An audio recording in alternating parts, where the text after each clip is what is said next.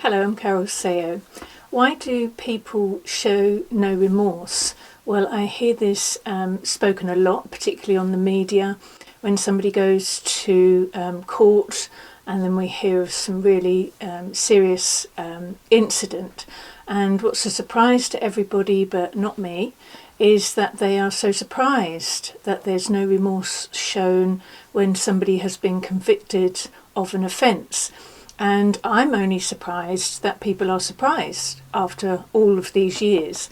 Now, I've been teaching forensic psychology for now over 10 years, and this isn't commonly known about. It's something that I teach my students, but I thought I'd make you this video to show you what's happening in the brain and the mind, why somebody might not show remorse. So when you're watching television and you hear the jury and the judge and anybody that's in that courtroom, and they are saying things like, the person didn't show any remorse and we can't believe it, then believe it, because there's a very good reason why people aren't showing remorse.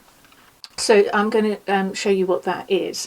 So there's a part of the brain called the amygdala. Now the amygdala lives right back here, behind your nose. In fact, the main computer component of your brain is behind your nose. It's a very small area that really controls not only your brain but your whole body, and so you really don't want to interfere with this very highly tuned, perfect really, chemical balanced system when it's working well.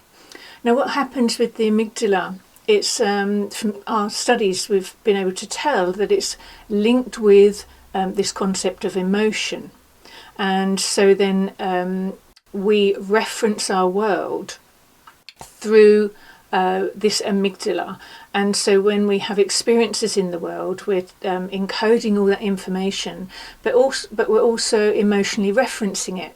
So we're using our emotions as a reference to help us understand that experience we've just had or the thoughts that we're having. Now for some people this amygdala doesn't, if you like, grow properly, and what I've noticed is if there's been an incident in childhood, so before the age of 10, if something has disrupted the growth of the amygdala, that can be a reason why it doesn't function properly. And when I say if there's a problem, I'm not particularly interested in a biological perspective only of to explain our psychological behaviour, because I personally don't think drugs and chemicals go anywhere near far enough to explain everything that's happening. So I have a top-down view. I'm looking at what's happened to that person to make them seem as if they've actually shut down their amygdala or they're bypassing it.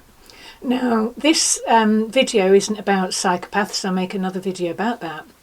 But I'm talking about everyday people who've had a really traumatic incident in childhood and they have kind of shut this area down. It didn't work for them back then. They probably had a terrifying experience, and so they have suppressed its functioning, and in some cases done that so convincingly well that they almost seem to have detached from this particular area of the brain. Now, I thought this many years ago, and so I've been teaching about the amygdala and emotional referencing. It's linked to morality as well. But I thought it was really important to let you guys know, because what's happening now is some studies are coming out to show that in fact the amygdala can change shape. And if you have too much stimulation, so now we have a problem with children having too much exposure to things like pornography. We've seen that the amygdala actually changes shape. It's linked very closely with the reward system in the limbic system here. And so it's all in that area of how to get stimulated, and I use the term arousal quite a lot. That doesn't just mean sexual arousal, but sometimes it does. But the amygdala is what is processing all of this information. So now let's think about it. If somebody's had a really traumatic childhood experience, maybe they told other people about it, but maybe they didn't. My experience is that most people in childhood obviously we're children, we don't really know what's happening to us, but as we grow up and be adults, then we can grow up to have what appears disorders midlife, because the traumas and the upsets that happened to us back then went into our memory, went into our little young minds, and then as adults it seems that the cupboard opens back up again, and everything that was put into the mind comes forward, and we have to deal with it in midlife.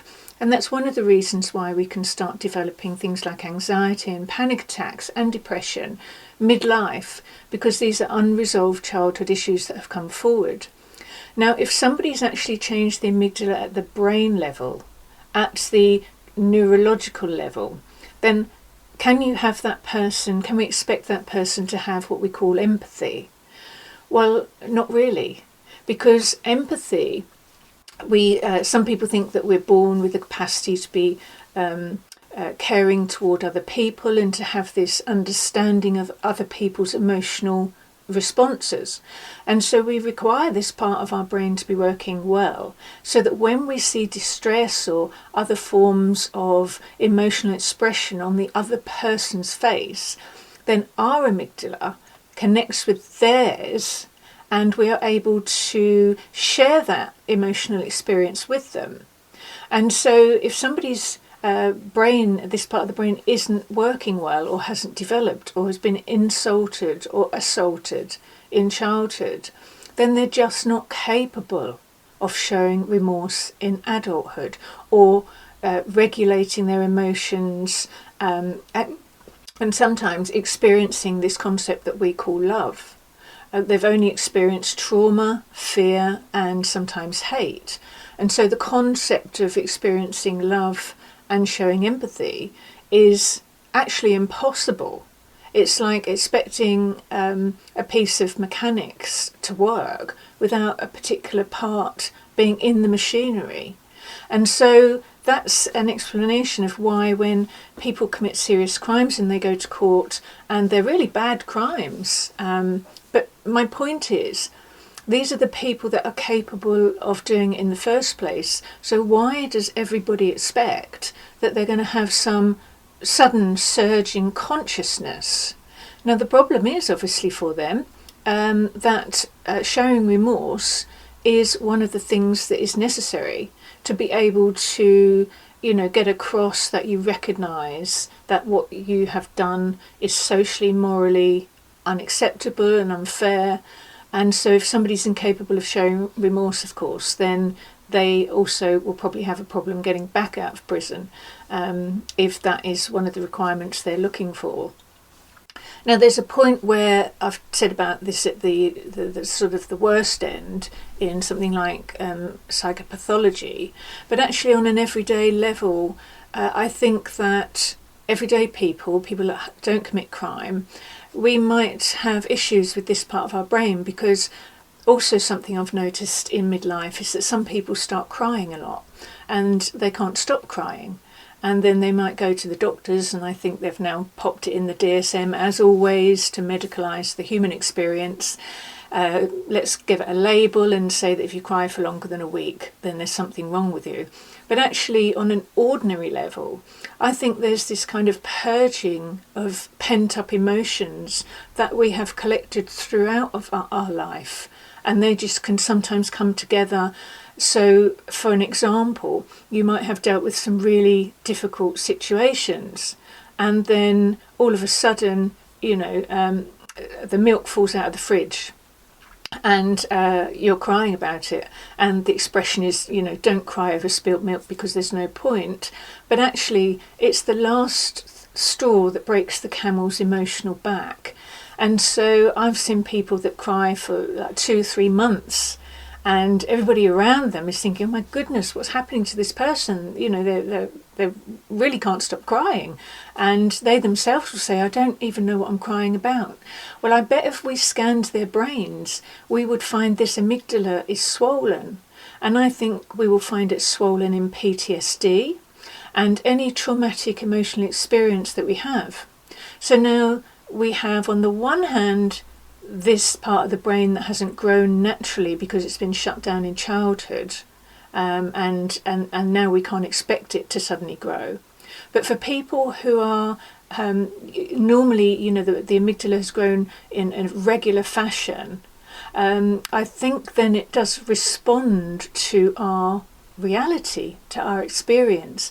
Now, we can't expect the brain to be doing something and the mind not to be intrinsically linked with that.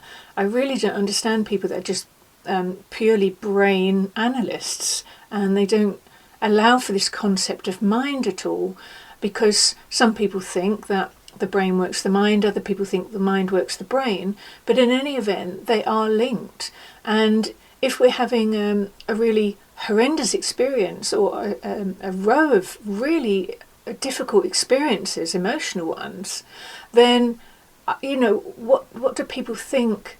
Where is that experience going? Well, it's going in the mind, and it's being referenced by the amygdala. So in something like PTSD, and why our soldiers suffer it a lot, is because this part of the brain, the emotional referencing centre of the brain, is really swollen, it's been overused, it's exhausted. And so for those people, everyday people, then what you need is to actually calm this whole system down. So do everything that you can think of doing that makes you feel calm and relaxed. For some people it's things like yoga. For other people it's things like going for a walk along the beach or in the woods. I'm a huge advocate of brain chemistry being calmed down and resolved for walking in the woods. So I just wanted to show you this concept of no remorse, and then the opposite to that is when you're almost too remorseful. So don't be surprised. We would need to scan really everybody's brain to make sure this area firstly grew properly in the first place, and that it's not over swollen in midlife, and that it's kind of the right size and shape for us. But until then, I just thought that I would make you this video just to give you the information on what's happening. Don't be surprised if people don't show remorse, and don't be surprised if people need to cry a lot because they're dealing with emotional experiences. Hope this helps everyone, and I look forward to doing another video next time. Don't forget to subscribe if you'd like to listen to my tutorials, and take care of yourselves. Bye for now.